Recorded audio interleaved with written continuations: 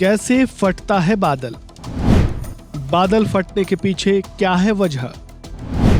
प्राकृतिक आपदा से कैसे हो बचाव?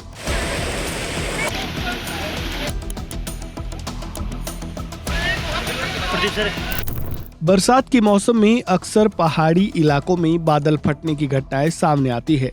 इन घटनाओं में जान माल का भी खूब नुकसान होता है। दरअसल बादल फटना एक ऐसी विनाशकारी प्राकृतिक आपदा होती है जो कुछ ही क्षणों में भारी तबाही ले आती है।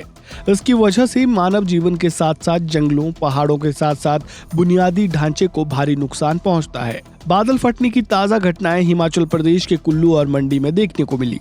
ऐसे में लोगों के मन में ये सवाल उठता है कि आखिर बादल कैसे फटता है और इससे हम कैसे बच सकते हैं।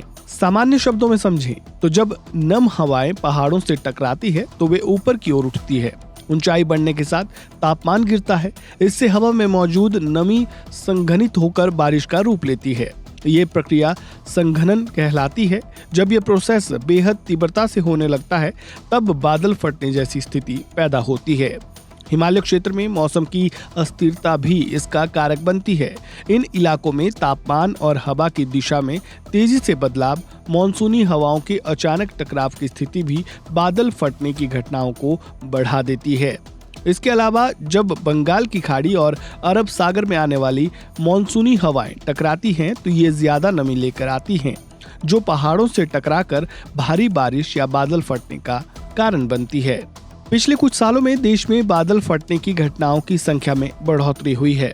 मौसम विभाग की भाषा में समझें तो जब किसी सीमित भौगोलिक क्षेत्र में 1 घंटे के भीतर 100 मिलीमीटर या उससे अधिक बारिश होती है तो इसे बादल फटना कहा जाता है।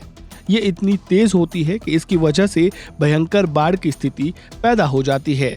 देश में अब तक बादल फटने की कई घटनाएं हो चुकी है। इनमें 2013 की केदारनाथ त्रासदी प्रमुख है। इसमें 5000 से ज्यादा लोगों की जान चली गई थी।